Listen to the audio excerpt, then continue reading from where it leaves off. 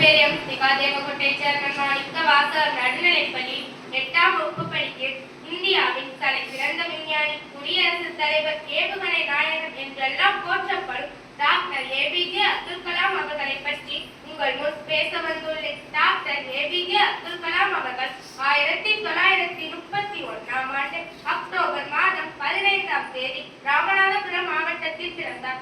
1955ஆம் ஆண்டு விஞ்ஞானிகளுக்கான பொறியியல் படிப்பை சென்னையில் உள்ள MIT கல்லூரியில் பயின்றார். பிறகு முதுகலை பட்டமும் பெற்றார். இந்தியாவிற்கு பல ஏவுகணைகளை ஏவி கொடுத்து ஏவுகணை நாயகன் என்றெல்லாம் போற்றப்படுகிறார். டாக்டர் ஏபிஜே அப்துல் கலாம் அவர்கள் இந்தியாவின் 11வது குடியரசுத் தலைவராக 2002ஆம் ஆண்டு ஜூலை மாதம் 25ஆம் தேதி பதவியேற்றார்.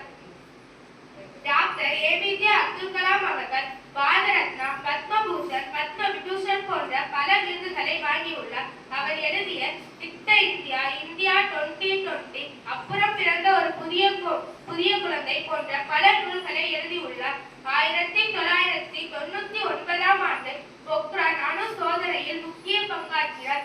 எல்லோருடைய வாழ்க்கையும் வரலாறு ஆவதில்லை, வரலாறு ஆனவர்கள் தனக்காக வாழ்ந்ததில்லை என்ற பழமொழிக்கு ஏற்ப வாழ்ந்து காட்டியவர் டாக்டர் ஏபிஜே அப்துல் கலாம் அவர்கள். நாமும் அவரை பின்பற்றி வாழ்வோம். வாய்ப்புக்கு நன்றி.